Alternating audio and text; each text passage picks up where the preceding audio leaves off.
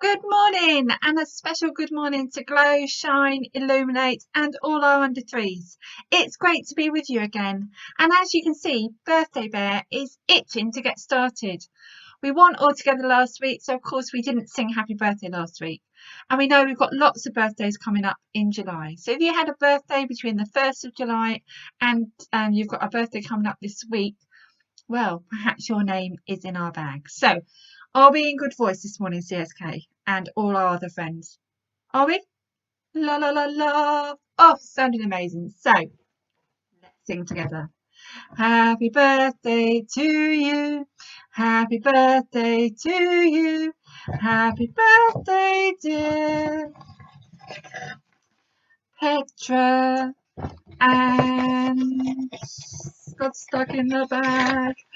Christian, happy birthday to you. Give yourselves a round of applause.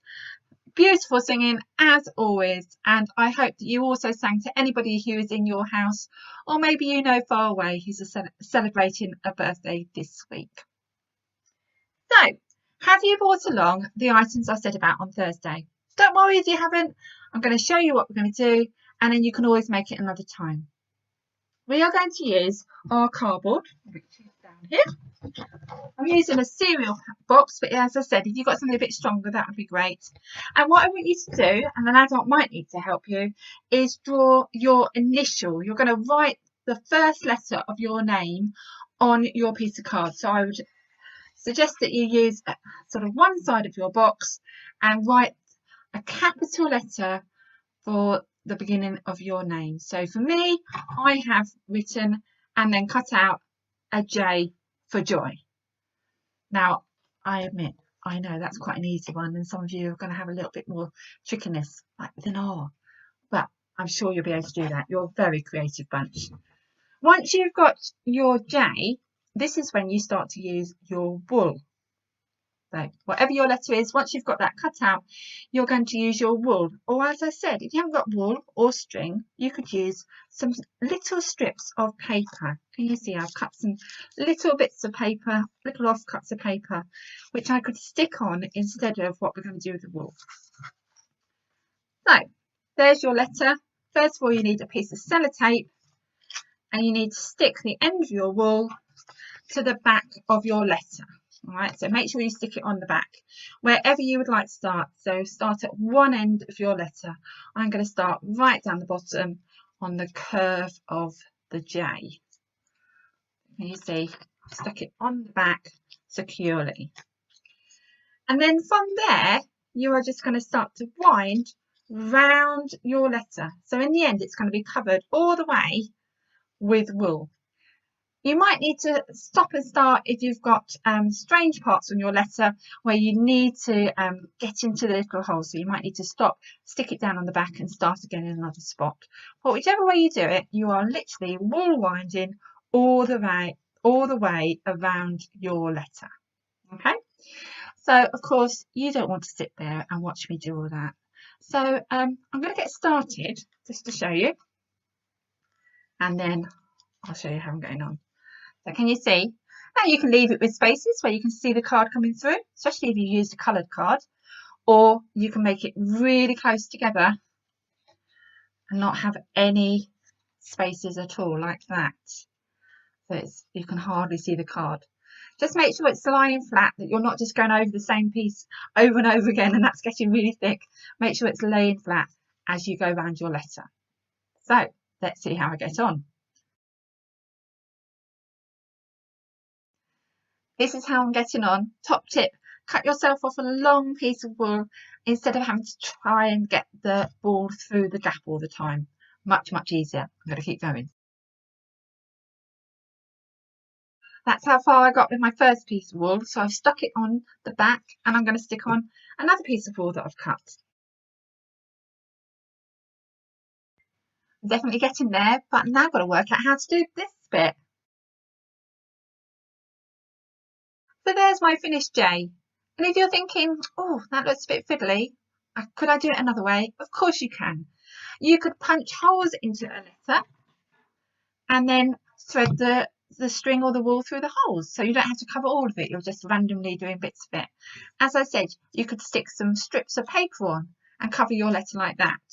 You could use felt tips, you could use paint, you could make more of a collage with little things that you've got, maybe some sequins or bits of tissue paper. But whatever you do, make your letter your own, all about you.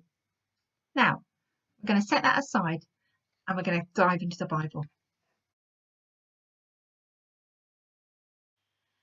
This morning, our new curate, Joel, chose to preach on a passage from Acts chapter 1, verses 1 to 11.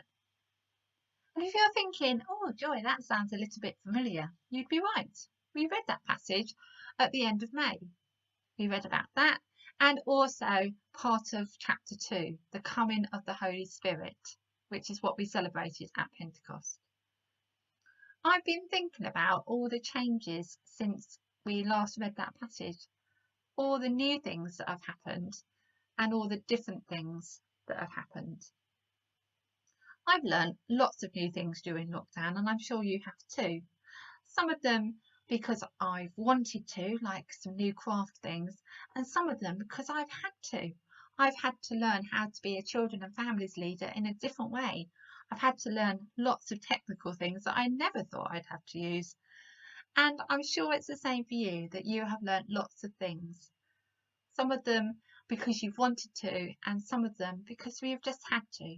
We've had to learn new ways of doing things. One of the things I did was I learned how to make a flower out of wool. And I used a fork. I never thought I'd sit down and use a fork to wind wool round to make a flower, but it was something I just saw and I learned how to do it. Can you think of other things that you've learned how to do, new things that have happened in your life in the last few weeks and months? There's lots, isn't there?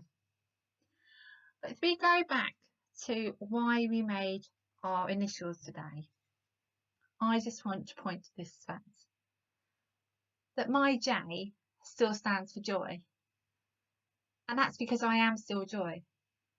I will have changed because of the new experiences that I've had during lockdown, but I am still joy, and I know that you are still you. We all change, we all experience new things, and for some of us the challenge of lockdown has been really hard, but that's okay, and it's okay to tell God about that. For some of us, it's been a great opportunity to explore new things and new ways of working and learning, and that's been good too. But at the end of the day, I know that my J for joy still stands for me, and I know that that joy is still the joy that is loved by God. I hope that when you make your letter, that you will know and remember that you are loved by God. That however many things have changed and how many challenges there have been in the last few weeks and months, that God still knows you.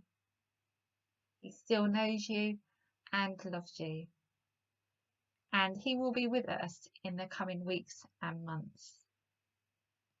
There's a verse in Isaiah that I've thought about a lot this week, and I'm going to finish by reading that. And then look at the end for something else that is new, something that might remind you of something new that happened this week, but also about how things change, but new and exciting things can come out of them. So here's the verse. It's from Isaiah, the prophet Isaiah. Isaiah, we know, is a book that comes just after the Psalms, and we know that Psalms is right in the middle of the Bible. It's this, Isaiah 43, verse 19. See, I am doing a new thing. Now it springs up. Do you not perceive it? I am making a way in the desert and streams in the wasteland.